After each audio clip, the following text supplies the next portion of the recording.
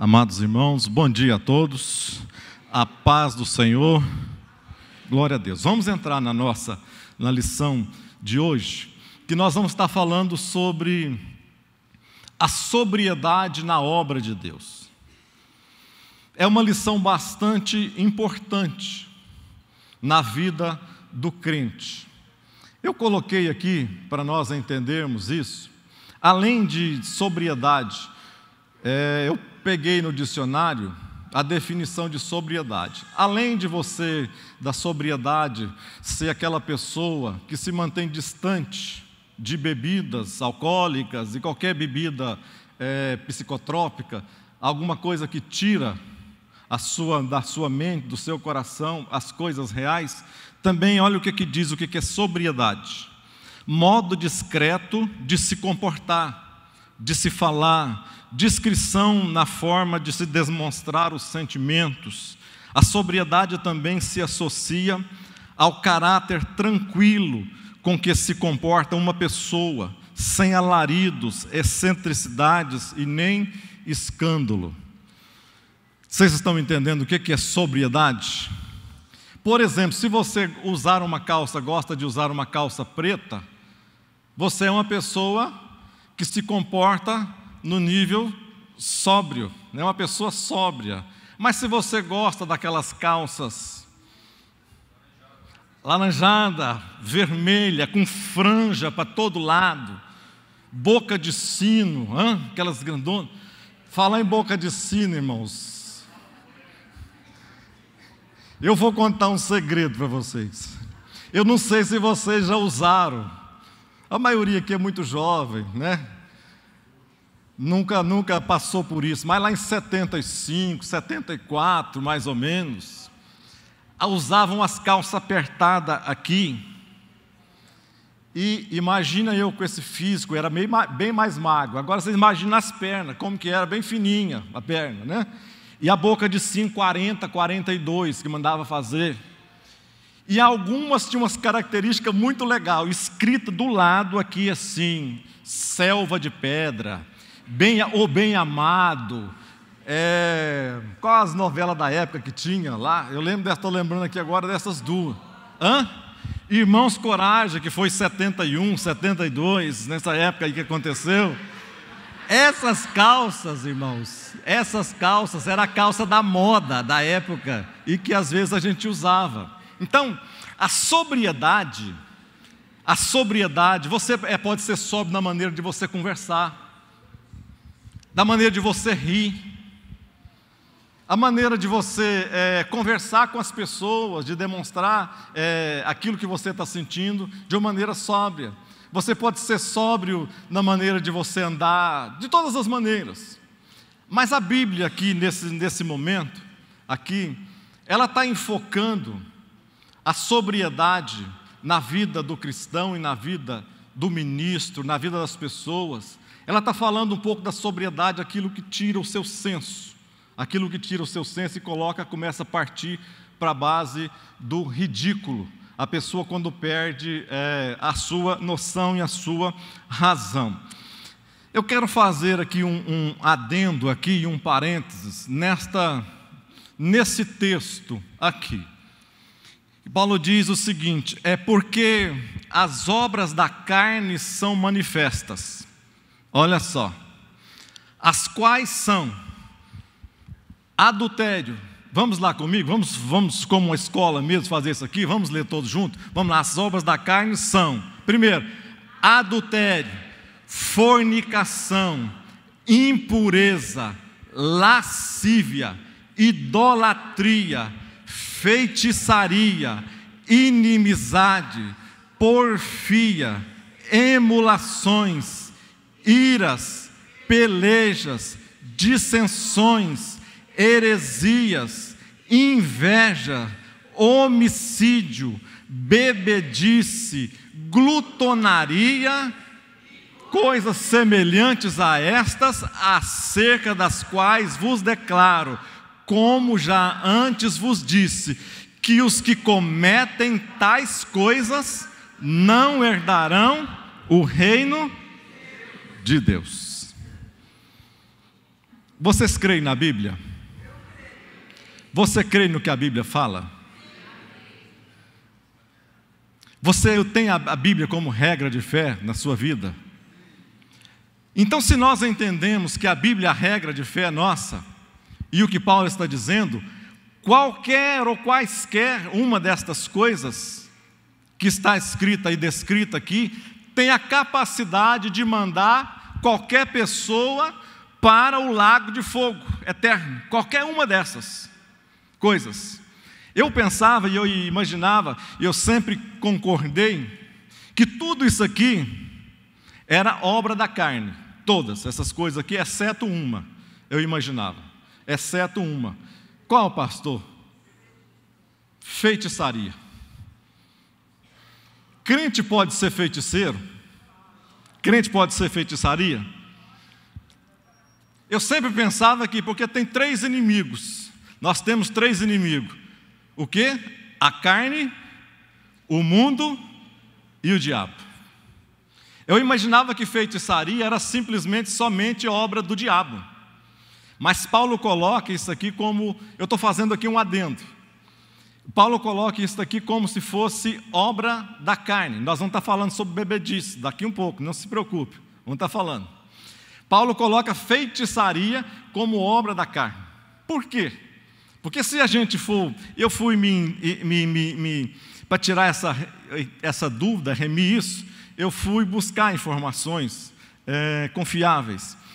Quando ele está dizendo sobre feitiçaria, e quando a gente vê no Novo Testamento, a gente olha para o grego, é uma palavra que define essa palavra feitiçaria, é a palavra fármaco, que vem da nossa palavra, que nós conhecemos hoje, farmácia.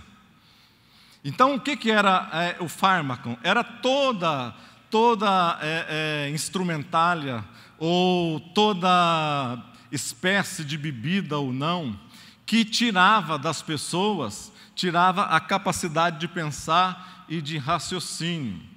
Além dessa fármaco, tinha o fármacos. Quem que era o fármacos? Era o farmacêutico, era a espécie de farmacêutico. Era aquela pessoa que manipulava esses remédios. O meu avô, bisavô, né?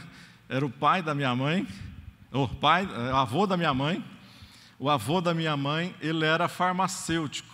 Eu era pequeno ainda, eu era pequenininho, mas eu lembro umas vasilhinhas que ele tinha quando ele morava numa esquina, eu lembro umas vasilhinhas que ele preparava os seus remédios. Então o fármacos era uma espécie, dessa pessoa era um mágico, era uma espécie de mágico.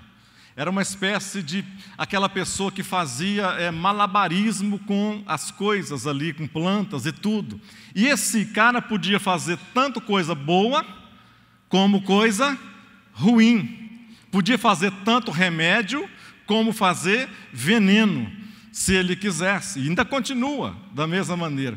A Bíblia diz, e eu fiz questão de anotar, Apocalipse 18, 23 diz assim: lá quando está o anticristo reinando, diz assim, que todas as nações foram seduzidas pela sua feitiçaria. A mesma palavra que fármaco usado, que Paulo descreve, feitiçaria, está sendo usado aqui quando o anticristo estiver reinando. O que isso significa? Que quando o anticristo estiver reinando aqui, vai estar disseminado de uma maneira total as drogas, ou seja, essa feitiçaria que ele está falando aqui não é simplesmente a feitiçaria que nós entendemos, mas é a disseminação total de todo e qualquer tipo de coisas psicotrópicas que venham a afetar a mente das pessoas, de droga, todo tipo que você imaginar. Então, nesta época vai estar acontecendo aqui na terra, na época do anticristo. E a gente então entende que aquela pessoa que faz uso de substâncias que entorpecem a sua mente, o que é essa pessoa hoje? Além de um viciado, nós podemos entender que essa pessoa que bebe, que toma, que usa alguma coisa desse tipo, é o quê? É o bruxo, o feiticeiro moderno, que a gente entende. Por que isso então, que Paulo fala isso, que vai mandar para o inferno tais pessoas que usam isso daqui? Quantos estão entendendo? Diga amém. Vamos mais para frente. Efésios 5,18, diz assim: e não vos embriagueis com vinho em que há contenda, mas enchei-vos do Espírito. Tem muitas pessoas que são simplesmente legalistas, os fariseus modernos, que só conseguem tomar decisões na sua vida se estiver diante dela uma espécie de norma, de lei, de regra. Pessoas dentro das nossas igrejas, existem estas pessoas que só conseguem tomar certas decisões se tiver uma espécie de norma e de regra. Tipo, em relação à bebida, Jesus bebeu no Antigo Testamento, crente pode beber? Crente pode beber socialmente, pastor? A bebida, será que faz mal, assim, se eu beber somente um pouquinho? Quais as consequências, pastor, se eu beber um pouquinho, somente em casa, dentro da minha casa? Irmãos, como nós somos essas espécies de fariseus modernos? Porque os fariseus antigos, o que eles faziam? Eles tinham lá 613 leis, regras, para que eles pudessem cumprir essas regras. Mas eles criaram 1.500 regras a mais. É como se nós hoje, aqui dentro da igreja também, nós, crentes, cristãos, modernos, só conseguíssemos saber o que é certo e o que é errado, se nós pudéssemos colocar ali na placa, na porta da igreja, o que eu devo e o que eu não devo fazer. Que bom que seria, né? Que legal que seria se a gente pudesse colocar ali na porta da igreja: todo crente que for batizado só pode, a partir de hoje, beber 100 ml de vinho, cerveja somente se for cerveja fulana de tal, uísque de maneira nenhuma. No Natal, pastor Salmo colocaria lá: no Natal o crente só pode tomar um golinho, desde que não embriaga. Os irmãos que for fazer festa na igreja, se tivesse uma norma assim, seria legal, não seria? Nós sentiríamos mais confortáveis. Parece que nós nos sentiríamos mais religiosos. A gente talvez nós conseguiríamos talvez seguir as regras. E quando a gente se conduz por regra, parece que nós estamos fazendo a coisa correta diante de Deus. Seria bom demais, dentro das nossas igrejas, talvez, se tivesse isso. Ah, não, as festas cristãs, o pastor determinasse aqui, a partir de hoje, festa cristã só pode ter cerveja sem álcool. Talvez muitos aqui não fariam festa. Eu fico escandalizado com a mente torpe, quando eu chego numa festa de crente, uma festa cristã, que se diz crente, cristã, e eu vejo as pessoas se comportando como se fossem pessoas totalmente mundanas. Pessoas que acham que por estarem dentro da igreja, por estarem no seu nome escrito num hall de membros, por estarem fazendo parte de uma associação cristã, essas pessoas se acham que somente isto pode fazer com que o nome delas possam estar escritas no livro da vida. Pessoas que acham que não precisam de mudança, pessoas que acham que não precisa que ser crente, não precisa de transformação no seu interior, que acha que o exercício cristão é simplesmente o legalismo de seguir algumas normas, algumas regras e participar de alguns cultos. Irmãos, a vida cristã é muito diferente disto. A vida cristã, eu não preciso de ter regra, eu não preciso de ter regrinha para marcar, para doutrinar a minha vida, não. Eu não preciso de ter coisas escritas, de falar o que é certo e o que é errado, não. O que Paulo está dizendo aqui, não vos embriagueis com vinho. Ele não está dizendo assim, olha, vocês podem tomar desde que não se embriaguem. Ele não está falando, o foco de Paulo aqui não é na embriaguez, naquilo que eu vou deixar de fazer.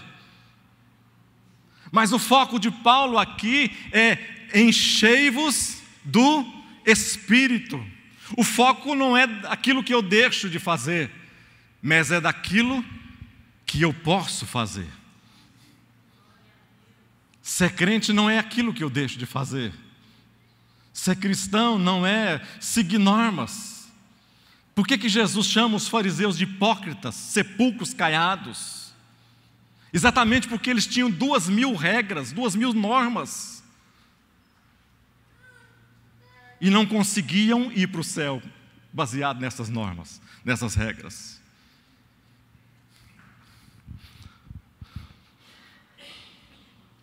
A gente às vezes imagina que o bom crente é aquele que deixa essas coisas para trás. O bom crente, entre aspas.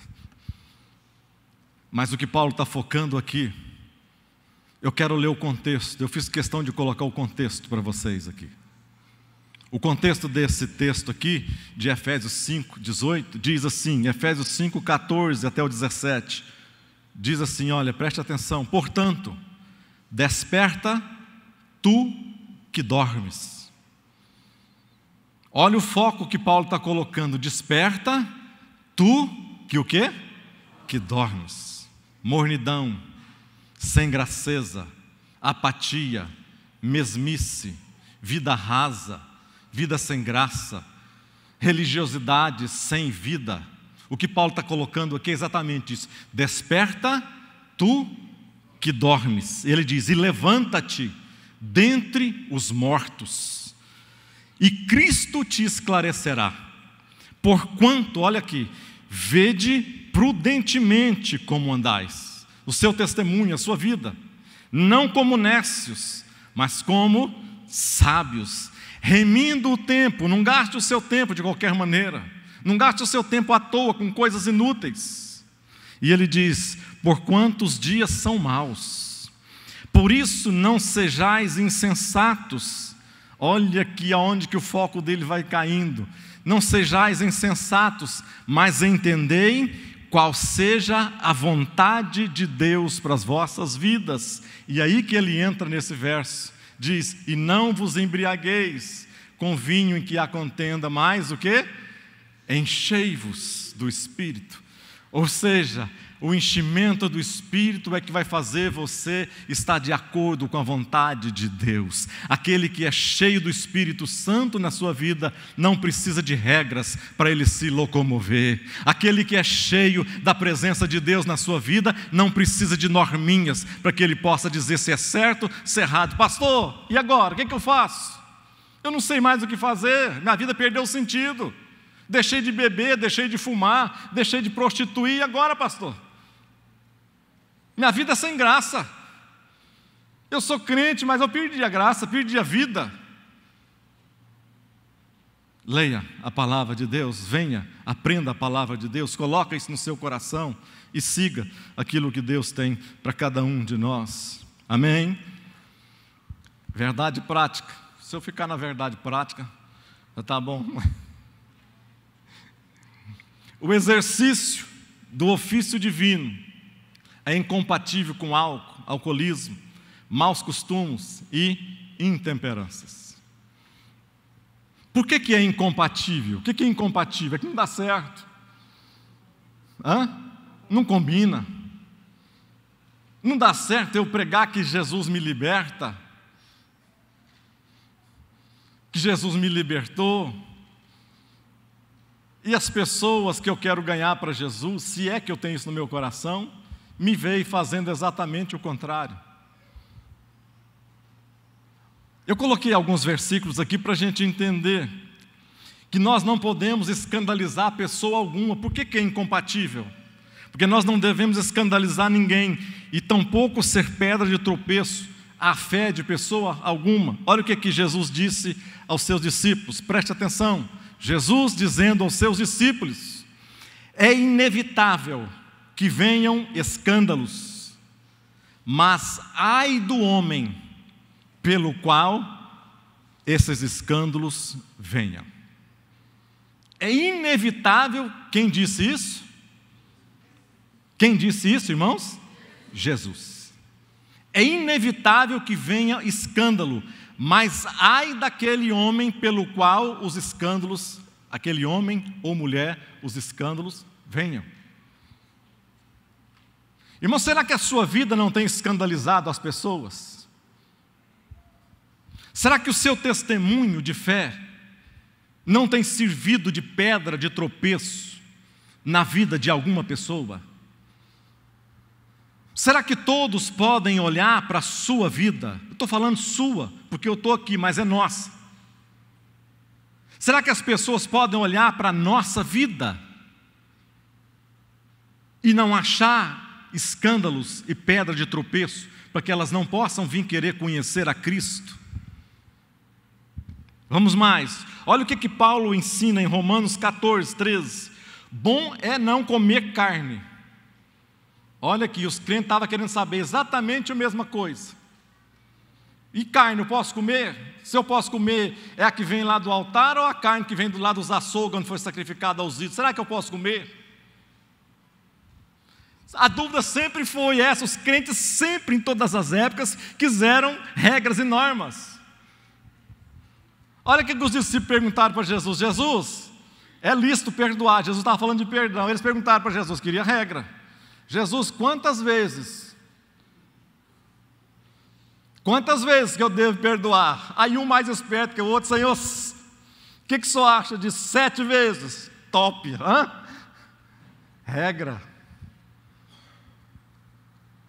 O que Paulo está dizendo aqui? Bom é não comer carne, nem beber vinho, nem fazer outras coisas que o teu irmão tropece ou se escandalize ou em fraqueza.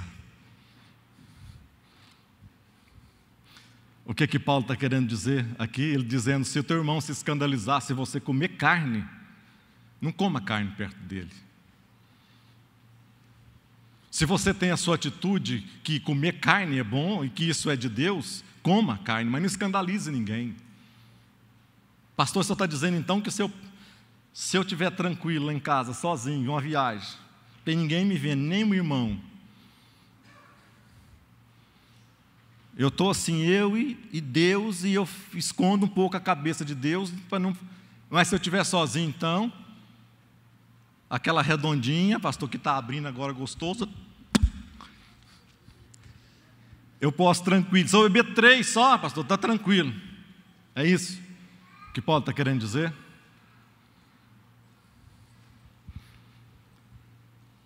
Vamos mais para frente. Tem muita coisa aqui.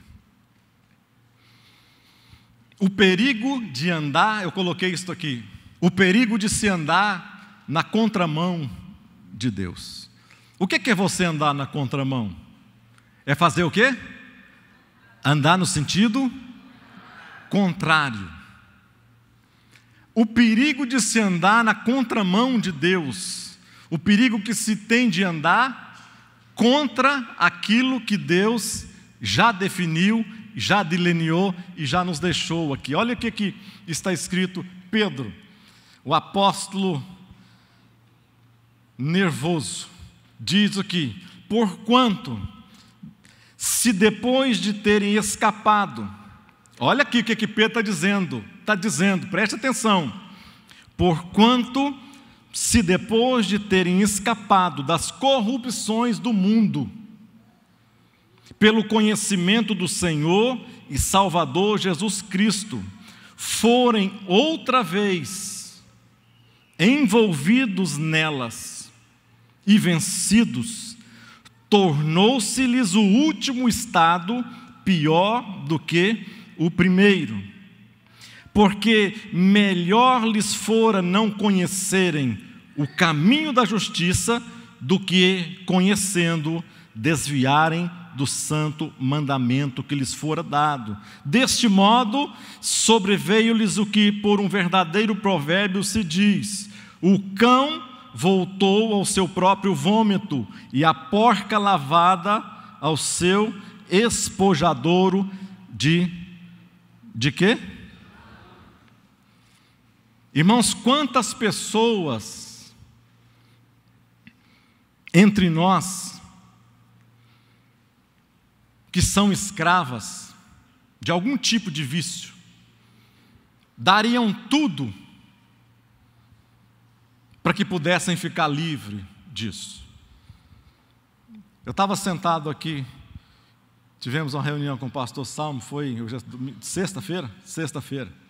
Eu estava sentado ali na entrada, aí estava sentado conversando com o pastor Brizotti, aí chegou um jovem que eu conhecia há uns 6 anos atrás. Ele me viu, eu não conhecia ele direito, mas ele me viu, ele veio de lá onde ele estava e veio me cumprimentar. Pastor, mas que bom te ver. Pastor, é bom demais te ver. Me abraçou, tal, falou coisas boas. Eu falei, o que está acontecendo? Ele falou, pastor, eu estou participando, não sei se é dos Jovens Livres ou do Lapidando Tesouros. Lapidando Tesouros, né? Lapidando tesouros, para mim ficar livre da bebida. Pastor, quanto tempo eu fiquei, eu crente, cristão, era livre, não tinha vício, não tinha coisa nenhuma. E de uns anos para cá eu não consigo mais ficar livre da bebida. Eu estou internado agora lá, acho que no Lapidando Tesouros, já estou com 3 meses lá. Pastor, eu sei que o Senhor cuidou de mim. Ora por mim, para que Deus possa continuar me tornando livre. Irmãos, quantas, às vezes, pessoas que estão escravas, dariam quanto para se tornarem livres? E às vezes nós estamos exatamente fazendo e querendo fazer a rota ao contrária. Nós já temos a liberdade, porque Cristo nos libertou. Conhecemos a Cristo como Senhor das nossas vidas, Salvador das nossas vidas, e Ele nos libertou. Agora nós estamos brincando e indo de novo, fazendo a rota contrária. O que Paulo está dizendo, Pedro está dizendo aqui? Que depois de terem escapado das corrupções pelo conhecimento, forem outra vez envolvidos nelas e vencidos, tornou-se-lhe o último estágio pior do que o primeiro. Tem muita gente brincando, nós estamos falando aqui, eu não vou falar de outras coisas. Tem muita gente brincando com a bebida. Tem muita gente brincando. Você sabe no seu passado, na sua vida, você, no seu DNA, se você tem alguma chance, se você, dos seus pais, dos seus avós, alguém que lá para trás, porque o diabo trabalha às vezes, nós cristãos não temos maldições, porque nós já fomos limpos dessas coisas, mas às vezes o seu avô, seu bisavô foi alguém que foi alcoólatra, e no DNA, às vezes, dela ficou impregnado alguma coisa que às vezes passou para você e você não sabe. E às vezes poucos goles vai ativar aquele negócio, e daqui um pouco você não consegue controlar e ficar livre dessas coisas mais. Você que é livre hoje, tem liberdade de servir a Deus com alegria, de crescer, de ser um homem, uma mulher de Deus. Começa novamente a se envolver nessas coisinhas, para talvez ser enredado daqui a algum tempo pelo diabo e não conseguir mais, ou ter uma dificuldade muito grande, não ter o crédito mais da sua família, não ter o crédito dos seus amigos, não ter o crédito das pessoas que convivem com você, não ter uma palavra de autoridade mais. Pedro diz, por que ele fala dessa maneira, tentando ensinar os cristãos aqui de uma maneira pedagógica, ele diz assim, porque de quem alguém é vencido, preste atenção, porque por quem de alguém é vencido, do tal ele se torna escravo. O que tem vencido na sua vida? O que você tem sido derrotado? Em que você tem sido derrotado na sua vida? Esse ponto é ponto de escravidão de sua para o inimigo. Esse ponto é o ponto onde você está sendo escravo, onde você não tem controle. Você até pensa que tem, mas você não tem. Porque quando nós temos o controle, eu faço o que eu quero, do jeito que eu quero, da maneira que eu quero, ninguém me domina, coisa alguma me domina. Paulo diz que não me deixarei dominar por nenhuma delas. Talvez, se der tempo, a gente fala um pouco disso aqui mais na frente. Depois de 6 meses dentro da igreja, eu bebia, dentro da igreja. Não conseguia ficar livre. Não conseguia me libertar, mas estava dentro da igreja, crente, cantando, buscando, orando, louvando, ofertando, indo nos cultos, cumprimentando os irmãos com a paz do Senhor, com bafo da cachaça, mas cumprimentava com a paz do Senhor, mas escravo. 6 meses dentro da igreja. Mas eu não queria mais aquilo para a minha vida. Eu não queria escravidão. Eu entendi essas palavras de Deus, sendo novo convertido. Pastor Salmo, pastora Cássia, teve um grande... Eu nunca vou me esquecer. Foram eles que me ganharam para Jesus. As orações da minha mãe. Cada um planta, um rega, um dá crescimento. Mas eu estava dentro da igreja, mas escravo. E eu não conseguia ficar livre sozinho. E nas orações de busca, um dia, quando nós voltamos de uma festa, onde tinha bebidas, depois de sair de um culto de domingo à noite, nós fomos para uma casa, de um aniversário de um amigo nosso, bebendo. Alguém me viu com um copo de cerveja e bebendo e zombou de mim, dizendo: que tipo de crente você é? Por que você não chama o seu pastor também para vir aqui, que a festa é boa? Testemunho. Eu saí dali derrotado, mais uma vez. Cheguei na minha casa, eu mais a Marisete, eu pedi ajuda a ela, que ela estava crente, já tinha um tempo, ela sempre foi mais crente do que eu. Pedi ajuda a ela, e nós tínhamos uma cama de um lado, do outro, nós nos ajoelhamos numa cama. E eu comecei a orar, chorar. E comecei a orar, e falei: Deus, eu não conhecia nada da palavra de Deus, não conhecia coisa alguma. E eu comecei a orar, e eu falei: Deus, depois de eu orar alguns minutos, eu disse: Deus, me dá uma palavra, que o Senhor ouviu esta oração, e que o Senhor vai me ajudar. Eu peguei a Bíblia, fiz assim, abri a Bíblia,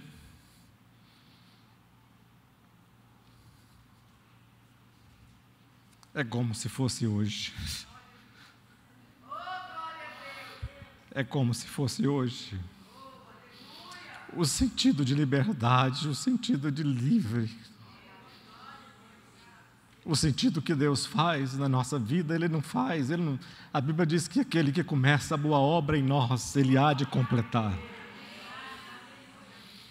Eu abri a Bíblia e estava assim, Isaías 28. Vou só ler os 5 versos para você ver. Como que Deus fala quando você quer, mesmo você sendo ignorante. Diz assim a palavra de Deus: ai da coroa de soberba dos bêbados de Efraim, cujo glorioso ornamento é como a flor que cai, que está sobre a cabeça daqueles que pertencem ao vale dos que são vencidos pela bebida. Eis que o Senhor, olha aqui a promessa de Deus, eis que o Senhor mandará um homem valente e poderoso, e como a queda de Saraiva, uma tormenta de destruição, e como a tempestade de impetuosas águas que transbordam, violentamente derrubará essa coroa por terra. A coroa de soberba dos bêbados será pisada aos pés, e a flor do seu glorioso ornamento que está sobre a sua cabeça será como o figo antes do verão, que vendo alguém, tendo ainda na mão, o come e o engole. Naquele dia, o Senhor dos exércitos será por coroa gloriosa e por grinalda formosa para aqueles que são do seu povo. Você pode dar uma salva de palmas para esse Deus?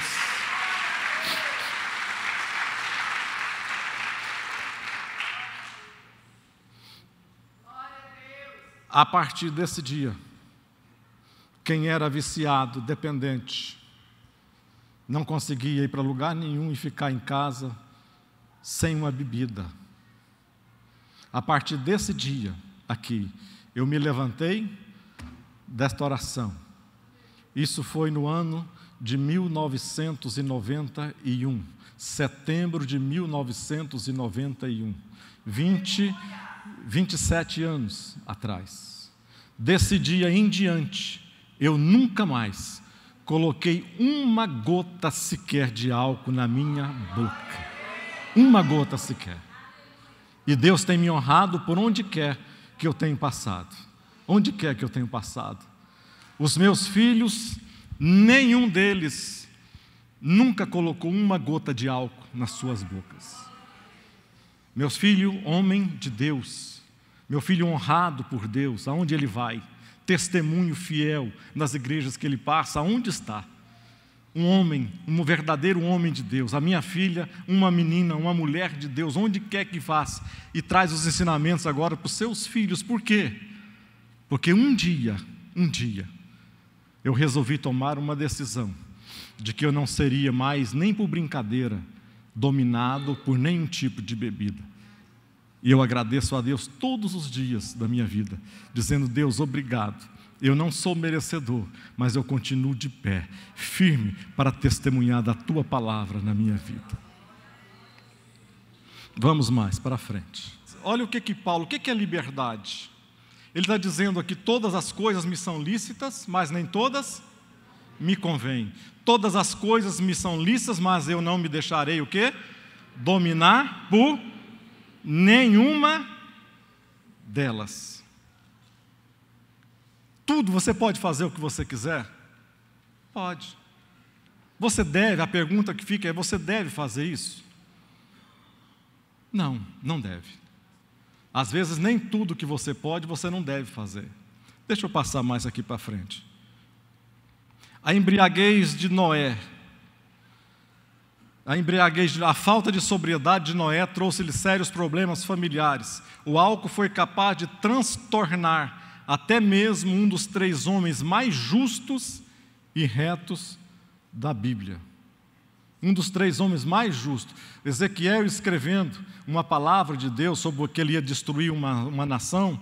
Ezequiel disse o seguinte: se no meio desta cidade se encontrar esses 3 homens, Daniel, Jó e Noé, eles serão salvos, mas eles não serão capazes de salvar ninguém. Ou seja, eles eram homens justos, salvos, sábios, homens de Deus, testemunhados pelo próprio Deus, aqui, nesse momento. Mas foram homens, o que Noé fez? A Bíblia diz que Noé fez o quê? Ele entusiasmou e fez o quê? Saiu da arca, plantou uma vinha depois de algum certo tempo.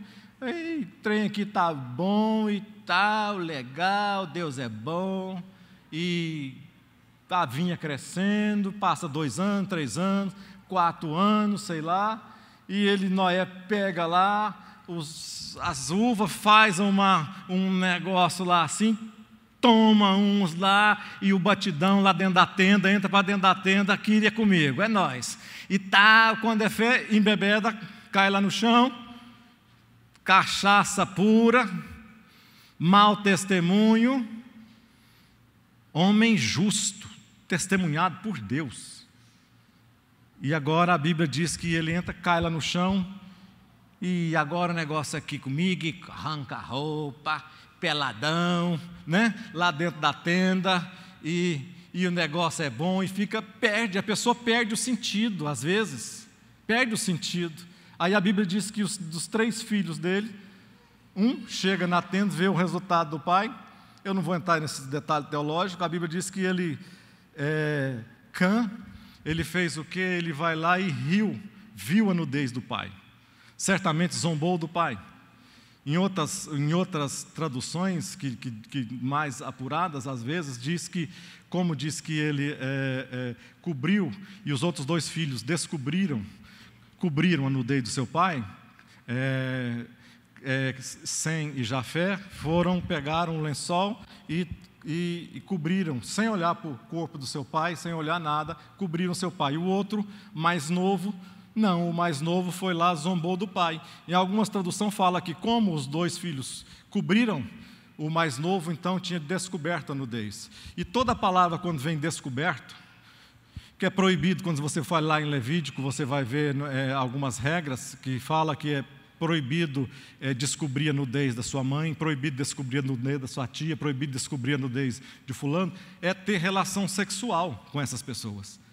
Ou seja, alguns chegam até a dizer que o seu próprio filho pegou o seu pai e ali teve relacionamento sexual com seu filho.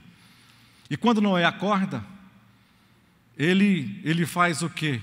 Ele fica sabendo o que acontece e ele amaldiçoa, não o seu filho. Porque Deus já tinha, há uns versos atrás, Deus já tinha feito o quê? Já tinha abençoado todos os 3 filhos, Sem, Cã e Jafé. O próprio Deus tinha abençoado. Então, aquilo que Deus abençoa, ninguém pode o quê? Amaldiçoar. O que Noé fez então? Não amaldiçoa o seu filho, mas amaldiçoa o filho do seu filho, a sua geração. Então Noé amaldiçoou então a geração de Cã, que são os descendentes de Canaã, que são os descendentes que a gente conhece. Foram os piores inimigos de Israel, filisteus, assírios, babilônicos.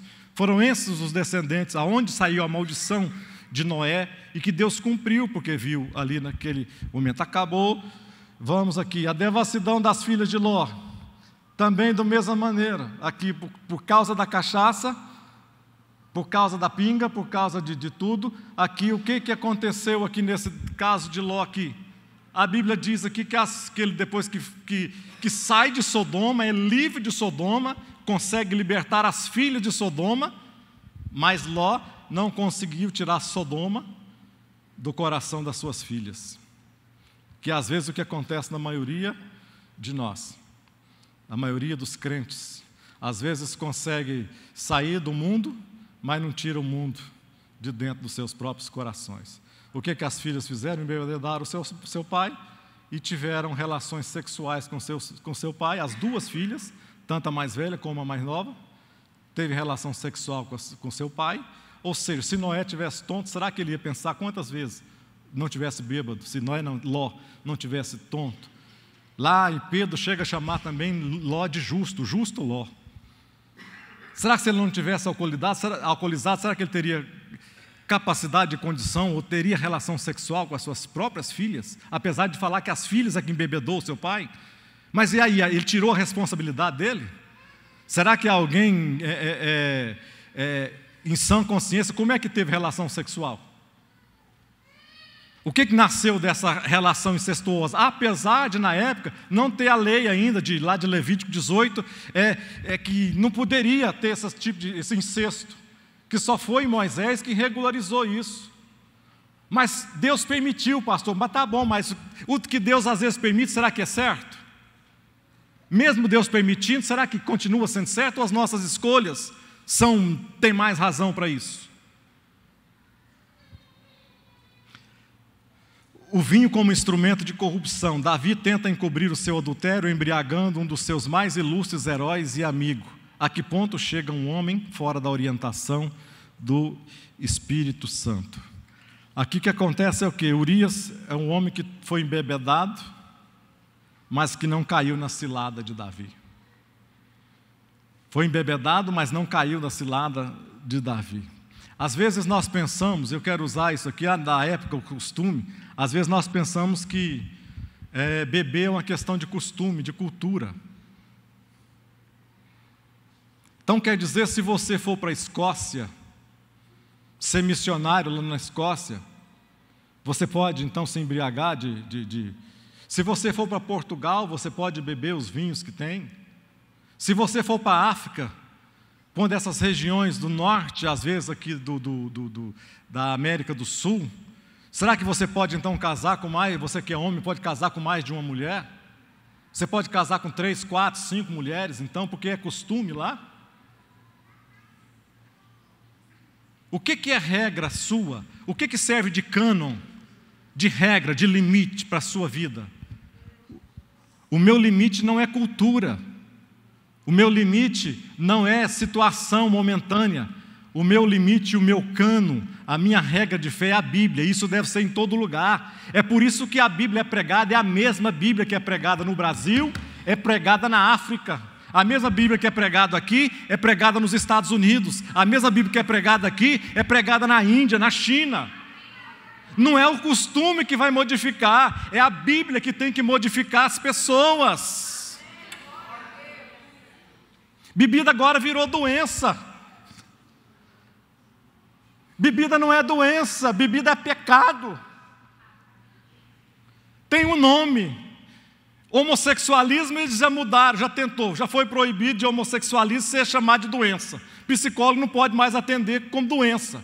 Não é doença mais. Agora virou incongruência de gênero. A pessoa nasce com gênero, mas não se sente daquele gênero. Mudou o nome. Deus pode curar tanto aquele que está preso em algum enredado em alguma coisa, como curar de bebida, de homossexualismo, de qualquer coisa. Deus pode fazer isso na nossa vida. Pela palavra de Deus. Todo pecado tem o seu conserto. O vinho no ofício divino, no Novo Testamento. A linguagem do Novo Testamento emprega a palavra oinos para referir-se ao vinho. Essa palavra pode referir-se a 2 tipos, bem diferente do suco de uva. O suco não fermentado e o suco fermentado. Equivale à mesma palavra hebraica, yahin, do Antigo Testamento. Eu te pergunto, qual desses vinhos aqui, o fermentado ou não fermentado, foram usados no milagre ali da boda de Caná e também na Santa Ceia de Deus? Que é uma das perguntas que muitas pessoas fazem. Qual vinho? O vinho fermentado ou o vinho lá naquele casamento? O primeiro milagre que Jesus realizou foi um milagre aonde? Lá no casamento. Transformou o quê? Água em vinho. Que tipo de vinho?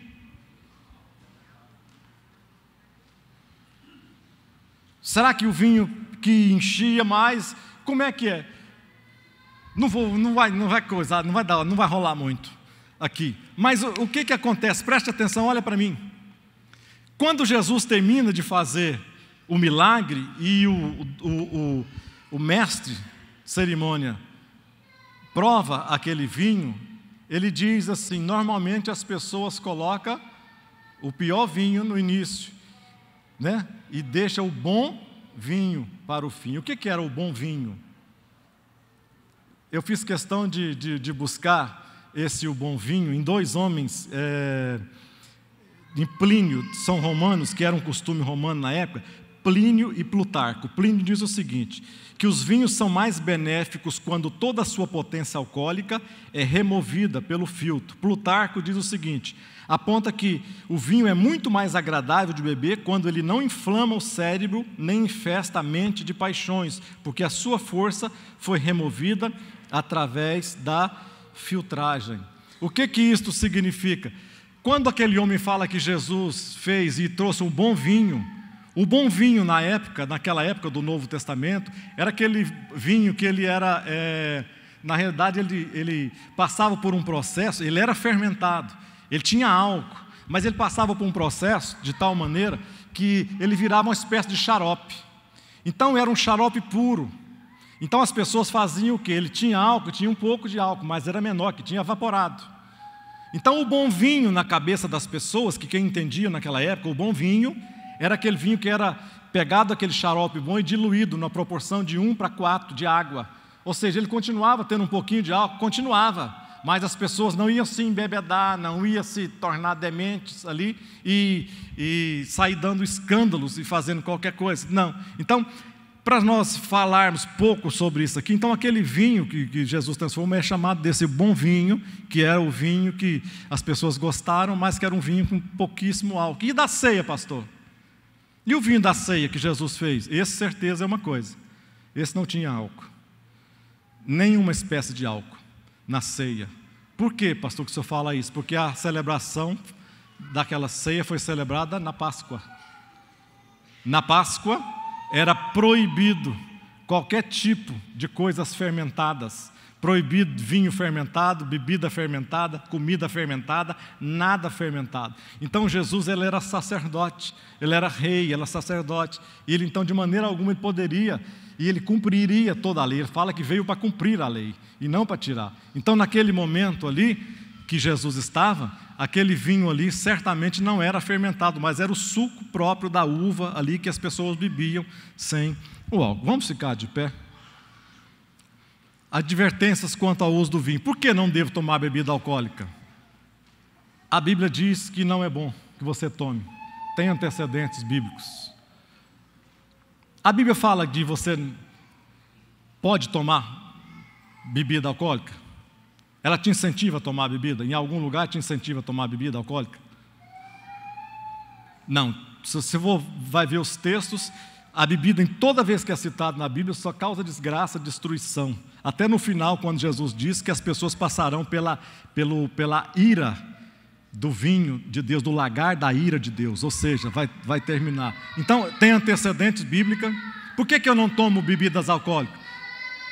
Pela consagração que eu tenho a Deus. Eu sou consagrado a Deus, eu sou separado para Deus, você é separado, separada para Deus, porque Cristo já me libertou, eu sou livre, não vou cair de novo. Por que eu não devo tomar? A linha entre o beber socialmente e embriaguez é difícil de ser traçada, é muito difícil. O testemunho na vida de um cristão, talvez seja isso que mais fale através das pessoas, e bebidas alcoólicas fazem bem à saúde? Até hoje, eu tenho problema de estômago. Refluxo, gastrite crônica, tudo que é it aqui no estômago eu tenho. Por causa de quê? Bebidas alcoólicas. Meu pai morreu de quê? Não é de cirrose, é pancreatite. O que é a pancreatite alcoólica? É que vai acumulando durante os anos no pâncreas da pessoa e não sai, como as outras coisas, vai acumulando. Aí chega num determinado momento, dá um basta, e o meu pai não suportou, não aguentou, e morreu dentro de 3 dias no hospital. Estava com a saúde plena e boa, morreu de pancreatite, porque a vida toda passou por isso. Então por que eu não devo beber, nem experimentar, nem um pouquinho, nem 1 milímetro, nem uma gota e nem nada? Porque não convém ao servo de Deus beber. Feche os seus olhos. Obrigado pela sua paciência. Deus, obrigado por esta manhã, obrigado pela tua palavra, obrigado porque o Senhor, meu Pai, tem o melhor para nós. Ó Deus, a tua palavra nos diz que todas as coisas nos são lícitas, mas nem todas as coisas nos convêm. Ó Deus, faça com que nós possamos viver muito além de regras, de normas.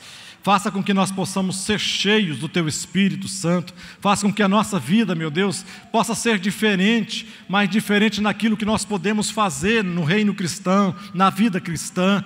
Deus nos ajuda, nos incentiva. Tira de nós, meu Deus, todo que traz mau testemunho, má fama, difamação do Evangelho, Pai, perante as pessoas. Nos ajuda, meu Deus, a ter um testemunho fiel. Nos ajuda, meu Deus, a passar isso para as nossas gerações próximas e futuras, ó Deus, que possamos passar um DNA sarado, um DNA curado, que possamos passar saúde para os nossos filhos, nossos netos, bisnetos, tataranetos, e daí por diante, até 1000 gerações, ó Pai, possa a Tua bênção estar alcançando essas pessoas. Nos livra do mal, Senhor, nos livra, meu Deus, das setas do maligno, nos livra do engano, meu Deus, nos livra do mundo, nos livra das obras da carne, nos livra do diabo, ó Deus, nos livra de nós mesmos, em nome de Jesus Cristo, ó Pai, eu te peço, obrigado pela Tua palavra, em nome de Jesus Cristo, amém.